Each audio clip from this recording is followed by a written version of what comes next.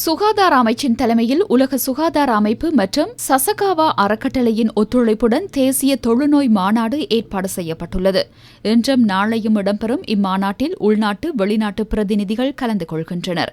2035 ஆண்டாகும் போது இலங்கையை தொழுநோயற்ற நாடாக மாற்றுவதே தற்போதைய அரசாங்கத்தின் நோக்கமாகும். நோயாளர்களை முன்கூட்டியே அடையாளம் காணுதல், வைத்தியசாலை கட்டமைப்பினூடாக வழங்கப்படும் சிகிச்சை மற்றும் வசதிகளை மேம்படுத்தல், உபாதைக்குள்ளானவர்களுக்கு உரிய புனர்வாழ்வு வேலை திட்டத்தை முன்னெடுத்தல் ஆகியனவும் இந்த 10 வருட தேசிய கொள்கையில் உள்ளடக்கப்பட்டுள்ளது. 1995 ஆண்டு பொது சுகாதாரத்துக்கு அச்சுறுத்தல் இல்லாத வகையில் தொழுநோய் இல்லாதொழிக்கப்பட்ட போதிலும் புதிய நோயாளர்கள் தற்போதும் அடையாளம் காணப்பட்டு வருவதாக சுகாதார அமைச்சு தெரிவிக்கின்றது.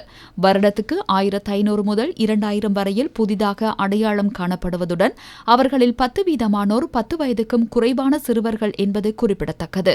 10 வருடங்களுக்குள் இந்நிலைமையை முற்றாக கட்டுப்படுத்தி இலங்கையை தொழுநோய்க்கு முற்றுப்புள்ளி வைத்த நாடாக மாற்றுவதே அரசாங்கத்தின் நோக்கம் என அமைச்சர் வைத்தியர் நலிந்த ஜாயதிச நிகழ்வில் சுட்டிக்காட்டினார்.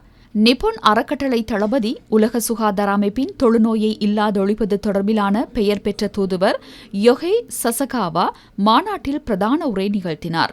ஒட்டுமொத்த தொழுநோயாளர்களை பிரதிநிதித்துவப்படுத்தி அஜித் திசாநாயக்கவும் இங்கு உரையாற்றினார். அமைச்சர்கள், பாராளுமன்ற உறுப்பினர்கள், வெளிநாட்டு அமைப்புகளின் பிரதிநிதிகள் உள்ளிட்டோர் இதில் கலந்து கொண்டனர்.